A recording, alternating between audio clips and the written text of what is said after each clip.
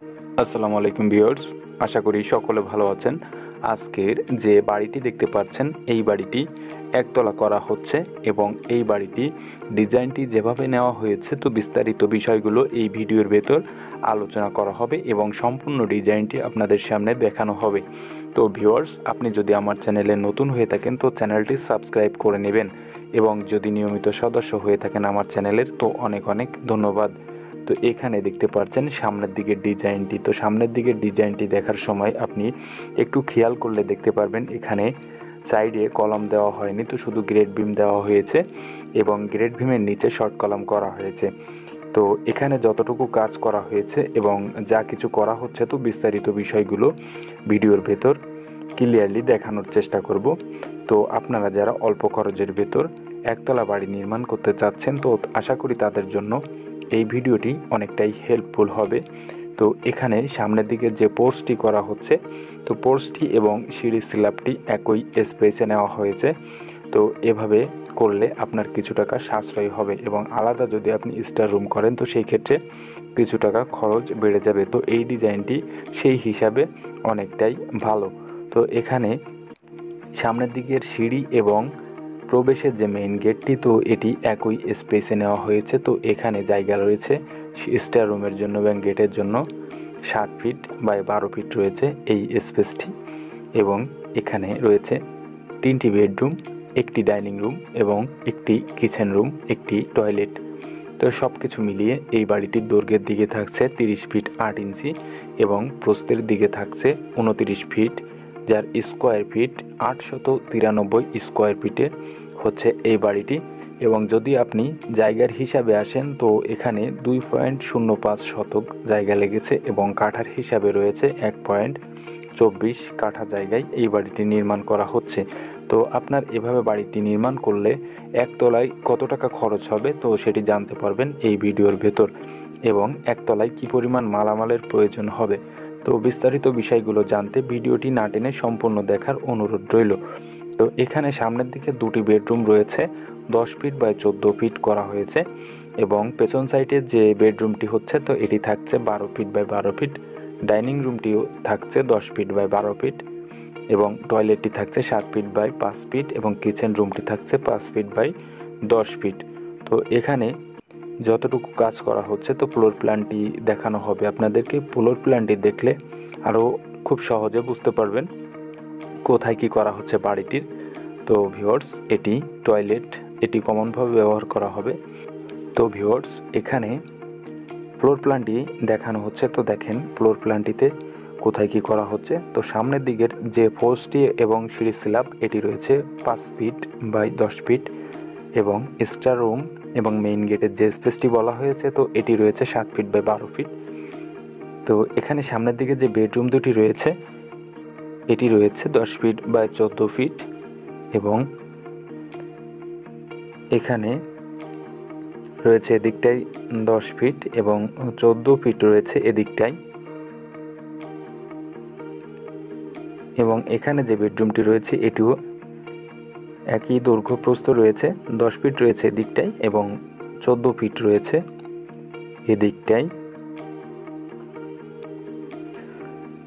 তো এখানে ডাইনিং রুমটি পাচ্ছেন 10 ফিট বাই 12 ফিট, 10 ফিট থাকছে এদিকে এবং 12 ফিট থাকছে এদিকে। তো দেখেন এখানে কি কি করা হচ্ছে বিস্তারিত বিষয়গুলো।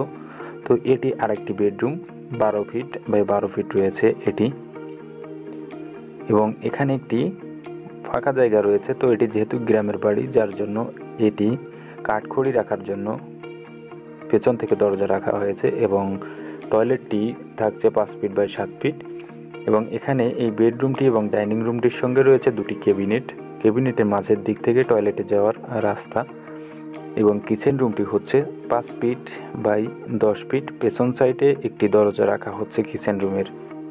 তো ভিউয়ার্স, এই বাড়িটির দৈর্ঘ্য এবং প্রস্থ থাকছে 30 ফিট 8 ইঞ্চি বাই 29 ফিট, যা স্কোয়ার ফিট হিসাব করলে আসবে আপনার 893 স্কোয়ার ফিট এবং শতকে হিসাব করলে আসবে 2.05 শতক কাঠায় হিসাব করলে আসবে 1.24 কাঠা জায়গায় বাড়িটি নির্মাণ করা হচ্ছে।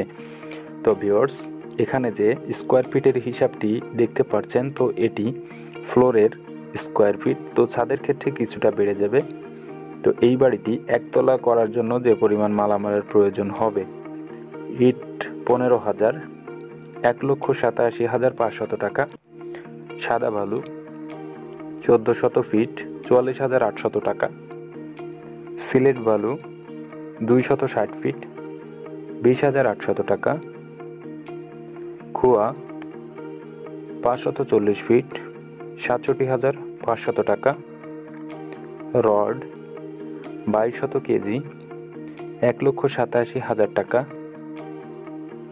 সিমেন্ট 280 ব্যাগ 1,40,000 টাকা এবং মিস্ত্রি খরচ 2,50,000 টাকা। মোট খরচ হবে আপনার একতলা ছাদ পর্যন্ত যেতে 8,97,600 টাকা। তো এখানে যে মালামালের হিসাবটি দেখতে পাচ্ছেন, এটি একতলা ছাদ পর্যন্ত করার জন্য প্রয়োজন হবে। তো ভিউয়ার্স, আপনারা যারা এভাবে বাড়ি নির্মাণ করতে চাচ্ছেন, তারা সম্পূর্ণ ভিডিওটি দেখে বুঝে বাড়ি নির্মাণ করার সিদ্ধান্ত নিতে পারেন। তো এখানে যতটুকু মালামালের প্রয়োজন হবে আপনাদেরকে সেটি দেখানো হয়েছে। তো আপনি চাইলে এভাবে বাড়ি ফাউন্ডেশনটি নিতে পারেন। তো মাঝের দিকে কলাম করা হয়েছে সম্পূর্ণটি, কারণ মাঝের দিকে বেশি প্রোটেকশনের জন্য এভাবে কলামগুলো করা হয়েছে এবং সাইডের দিকে কোনো কলাম করা হয়নি। তো এখানে দেখতে পাচ্ছেন কিভাবে এই বাড়িটির ফাউন্ডেশনটি নেওয়া হয়েছে। তো এখানে মাঝের দিকে যে কলামগুলো দেখতে পাচ্ছেন, এটি রয়েছে 10 ইঞ্চি বাই 10 ইঞ্চি প্রতিটা কলম, এবং শর্ট কলমগুলো করা হয়েছে 12 ইঞ্চি বাই 12 ইঞ্চি, এবং গ্রেড ভীম করা হয়েছে 10 ইঞ্চি বাই 10 ইঞ্চি করে। সম্পূর্ণ যত গ্রেড ভীম এখানে দেখতে পাচ্ছেন ফ্লোর লেভেলে সবগুলোই এভাবে করা হয়েছে। তো এই বাড়িটির করার জন্য প্রতিটা কলম এবং ব্যাজ, গ্রেড ভীম সবখানেই 12 মিলি রড ব্যবহার করা হয়েছে, এবং সিঁড়িটিতে ব্যবহার করা হয়েছে 10 মিলি রড। রিংয়ের ক্ষেত্রে ব্যবহার করা হয়েছে এখানে 8 মিলি রড সব জায়গায়। তো 4টি করে 12 মিলি রড ব্যবহার করা হয়েছে গ্রেড ভীম এবং কলামে। ব্যাজগুলো করা হয়েছে নিচের দিকে যতগুলো ব্যাজ করা হয়েছে সাইডের প্রতিটি ব্যাজ রয়েছে 4 ফিট বাই 4 ফিট, এবং মাঝের দিকের যে ব্যাজগুলো রয়েছে ব্যাজ 4.5 ফিট বাই 4.5 ফিট রয়েছে মাঝের দিকের ব্যাজগুলো, এবং ঢালার হাইট রয়েছে ব্যাজের 18 ইঞ্চি করে। তো ভিউয়ার্স, এখানে যতটুকু কাজ করা হচ্ছে এবং যা কিছু করা হচ্ছে সম্পূর্ণ বিষয়গুলো আপনাদের সামনে তুলে ধরা হয়েছে, এবং এখানে যে মালামালগুলো কেনা হয়েছে এবং যা কিছু করা হচ্ছে এটি বর্তমান সময়ের হিসেব আপনাদের সামনে তুলে ধরা হয়েছে। তো ভিউয়ার্স, ভিডিওটি যদি আপনার ভালো লাগে তো লাইক, কমেন্ট, শেয়ার করতে ভুলবেন না, এবং সম্পূর্ণ ভিডিওটি দেখার জন্য অনেক অনেক ধন্যবাদ। ভালো থাকবেন, সুস্থ থাকবেন। আসসালামু আলাইকুম।